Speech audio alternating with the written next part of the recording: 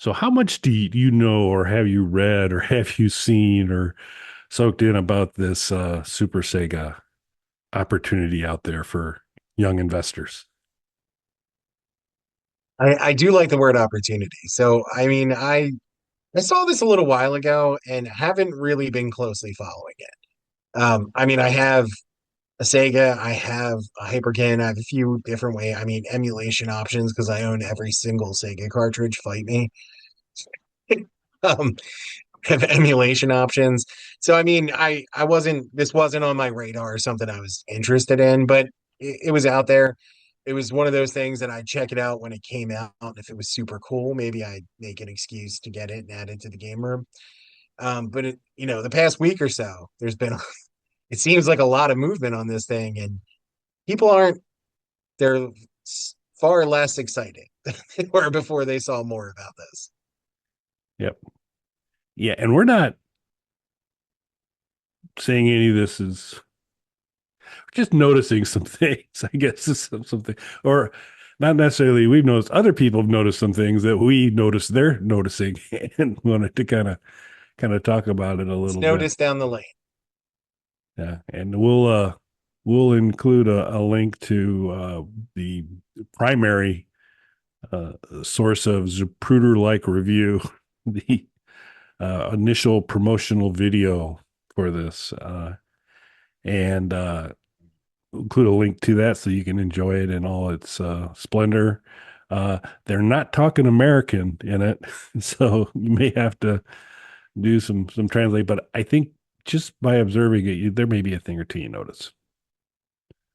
Um, Yeah, putting aside that they speak in the metric system, uh, a lot of people once they started putting out these kind of gameplay and hardware test videos, a lot of people immediately started pointing out some odd inconsistencies with this, including right off the bat that's very obvious, is there's a bunch of cuts in it when it seems like they're doing some sort of interaction with the system, like turning the power on and watching the game load, and then it just cuts to the start screen of the game, which had some people wondering why they're doing that because it seems like it's not for time or pacing because they waste a lot of time, blowing in the cartridge and putting in the cartridge slot and things like that. So timing and pacing doesn't seem to be of the essence.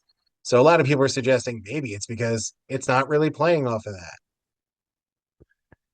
yeah, and a couple other little things in the video are things like the monitors actually flat against the desk, which is an odd position for a monitor to be, almost as if it's looking to hide something that might be behind it. And then there are folks that Metal Pixel did a really nice video, and that we'll include a link to that as well because he speaks the technical language and understands the stuff a lot better, so he can translate it so that folks like Mike and I can kind of comprehend it a little bit better. But uh, there was a guy from Analog actually that also kind of weighed in and And shared I, his I think thoughts. that's the most important because there's been a lot of videos. And the Mad Little Pixel video is great because he kind of culled together everybody's collective issues with the videos they've been seeing. But I think the most damning thing is the statements from the guy who designs the FPGA chips for analog. Yeah, yeah, because guy knows his stuff. Obviously, I mean, I'm hesitant to call them a competitor because I really don't think Analog has a lot to worry about with Super Sega, but they're at least in the same market. So you could Sure. say, well, of course, he's got a bias because they're Right. And potential. that makes sense. But also too, for anybody who doesn't know when we're talking about analog, if you haven't watched our previous videos about them, they cater to a really specific microcosm of the retro gaming market of people who really have a lot of disposable income to throw at Yeah. this. Like High $500 knowledge, Game high Boys and income. yeah. Yeah. People that want the kind of highest end. I thought some of the most compelling stuff he had shared were things around things you and I, of course, would notice like right off the bat too. Like, the PCB board, there appears to be a lot of things that aren't connected. like the FPGA chip itself is kind of a little island, unconnected to anything, which would seem to be a problem. And most of the I think what became apparent, at least from his observation of it too, was that most of the ports or the it's like if you're putting in your USB or your USB-C, it appeared to be almost a pass through that you're installing it in the front and it was going out the back, almost as if it was daisy chaining to perhaps another device or a video. I don't know, on the back. I did kind of go take a look at their site. Super Sega site. I'll include a link to that as well in the video description. And they say, hey, we got more stuff coming out. There's been these people saying things, and we're gonna set them straight. But I think the stacking of things between the video cuts and suspect PCB boards and uh, interesting monitor placement and just the lack of synchronization between a lot of the activities. Um, I think they're going to be hard pressed. Plus, I would argue our recently published Halloween video is of a higher production value than theirs, which I think you probably want to kind of put your best foot forward if you're looking to get things through. So I don't know if I understood this correctly, but they are doing kind of Kickstarter like work with this, asking folks to go to contribute, if I understand it correctly. And then there's some rumblings around, well, if we don't get to 1,000, we're going to probably pack it in. And it brings up the super interesting thing of once you put the money in that Kickstarter, it doesn't come back. Yeah, and it's not so they're not asking for people to purchase the systems, but to put up money as a reservation, similar to what you would do now for a new console launch or a big game launch at a game store. You go in and put your $5 down or whatever it is for it. The difference, though, is this might not happen. And it seems likely that this won't happen because they're saying that they need 1,000 of these reservations to justify continuing to move forward with this. Something that the timeline of which seems odd because it doesn't seem like they were saying that before their videos were being questioned. Now all of a sudden we need 1,000 of these reservations. As of the time of the Mad Little Pixel video, there was 100 and something, Mhm. and they put a pretty hard cap of like November or something on it, which is weeks away.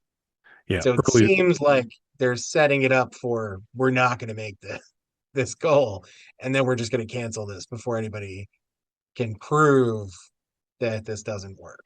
Yeah. Yeah, so we'd be interested in hearing from you if you've kind of been following this, folks, and if you have what's your insights.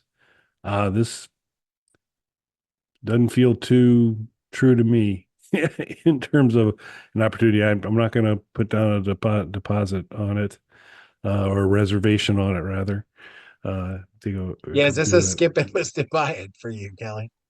This will be a skip it for me. Yeah, this is good call. This is absolutely a skip it listed buy it for the Super Sega. I'm going skip it, Mike. How about you? Yeah, I'm gonna fall pretty hard on the skip it on this one. I love Sega, as everybody knows.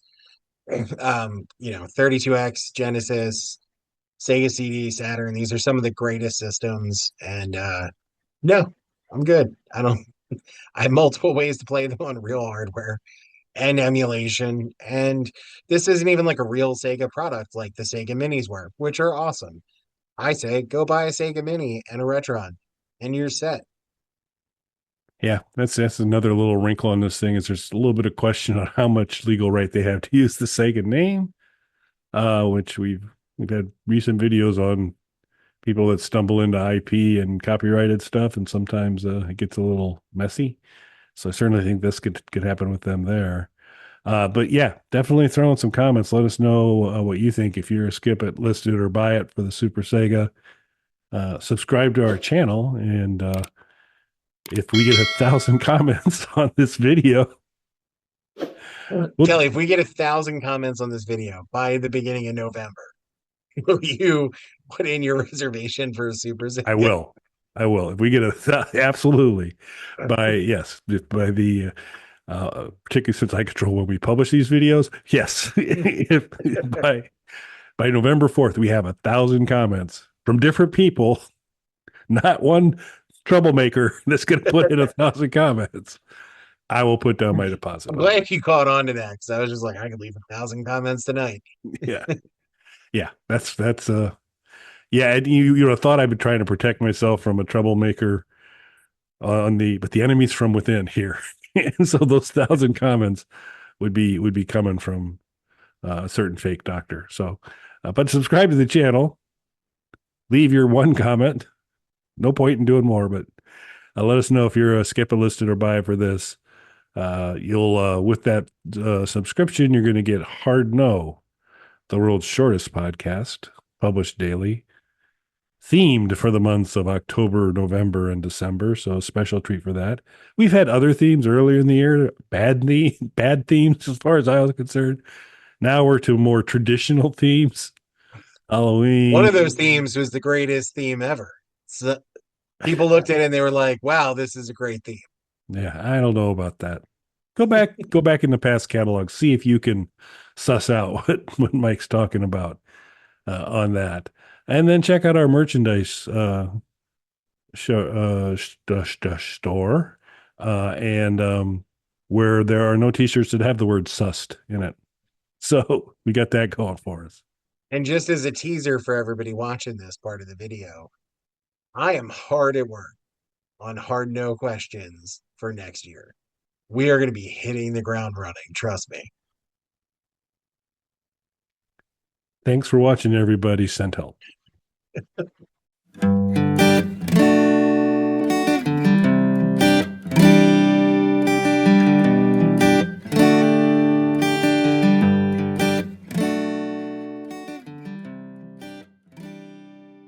Bog Panda.